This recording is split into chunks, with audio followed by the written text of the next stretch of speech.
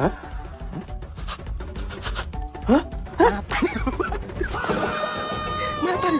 বাড়া, রোদ্রের কি তাপে বাড়া, ছাতাটাও পুড়ে গেল। আজকে বেঁচে বাড়ি ফিরতে পারলে হয়। একটা আইসক্রিম দাও তো।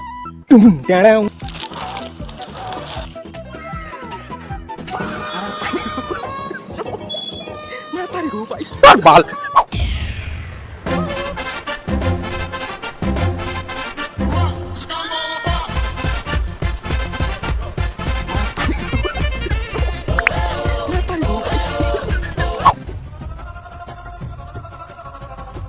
দাদা লাগলে বলবে। পরোটা তো ফুল স্পিডে পাখা চলছে। যাই গিয়ে দুটো পরোটা খাই, সাথে সাথে পাখার হাওয়া খাওয়া হয়ে যাবে। হ্যাঁ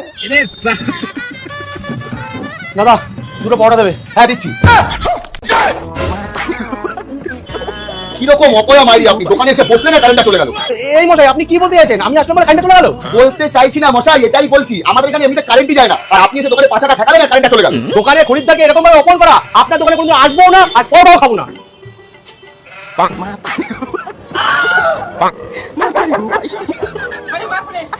বলছিলাম কি দাদা দুটো। চুপ, আর একটা বড় কথা বলবি না, মাথার উপর ঝাউয়ানটাকে শিরা খেতে বেরিয়ে যাবি। হ্যালো, ন্যায়েন রাজ্যম লবণেন ভোজম। উফ বাবারে বাবা, কি কারফাটা গরম পড়েছে। একটু পাখার হাওয়া খেতে পারলে ভালো হতো। হ্যাঁ ইরি, আমি তো ভুলে গেছিলাম এই তো এটিএম। এটিএম মধ্যে তো এসি থাকে, যাই একটু এসির হাওয়া খেয়ে আসি।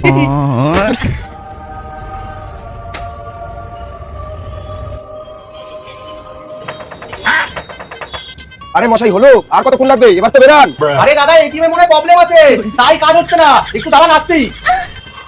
ভাই তুই এটিএম বসে শান্তিতে হাওয়া খাবো, সেটা হচ্ছে না, বাইরে থেকে চিল্লিয়ে যাচ্ছে। আরে দাদা এটিএম এ টাকা তুলতে কি এতক্ষণ টাইম লাগে? দেখি তো কই আপনার এটিএম কার্ডটা, দেখি তো, দেখি আপনার এটিএম কার্ডটা দেখি। দেখা।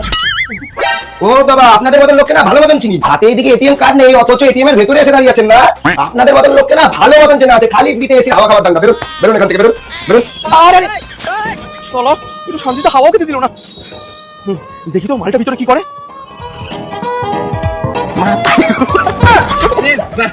নমস্কার, আমি মান্টু আর চলে এসেছি নিউজ নিয়ে ফালতু। এই গাড় ফাটা গরমের মধ্যেও আমাকে রিপোর্টিং করতে বেরোতে হচ্ছে, তার কারণ দুদিন ধরে আমার বাড়িতে রান্না হচ্ছে না। পেটের দায়ে আমাকে কাজ করে খেতে হচ্ছে। দূর বাড়া, তুমি তোমার কষ্টের গল্প বন্ধ করো না, লোকের কষ্টটা দেখাও। এই জন্য কোম্পানি তোমাকে 3-4 মাস ধরে মাইনে দেয় না। নিয়ে কাজটা করে দেন। সরি, চলো দেখি পেছনে একজন আছে, ওনাকে জিজ্ঞেস করি যে এই গরমে উনি কিভাবে দিন কাটাচ্ছে। দাদা আমি কি আপনার 2 মিনিট নিতে পারি? এই গরমে আমার থেকে যা নেওয়া সে নিয়ে নিয়েছে, আপনি আর নতুন করে কিছু নিতে পারবেন না। আমার কাছে আলাদা করে আর কিছুই নেই। আরে মানে আমি বলছিলাম যে আমি কি আপনাকে কিছু প্রশ্ন করতে পারি? হ্যাঁ ঠিক আছে করুন। হ্যাঁ তো দাদা আমি যেটা বলছিলাম, এই গরমে আপনার দিনকাল কেমন কাটছে? আর এই বছর এরকম গরমই বা কেন পড়েছে, আপনার কি মনে হয়? চলো ভাই, এই গরমে মানুষ বাঁচতে পারছে না, আর আপনার এখন প্রশ্ন করার কথা মনে হচ্ছে? আমার বাবা আগ্নেয়গিরি ঢাকনাটা খুলে রেখেছিল, তার জন্যই এত গরম। এখন আপনার বাবাকে পাঠাবো এই আগ্নেয়গিরি ঢাকনাটা বন্ধ করতে।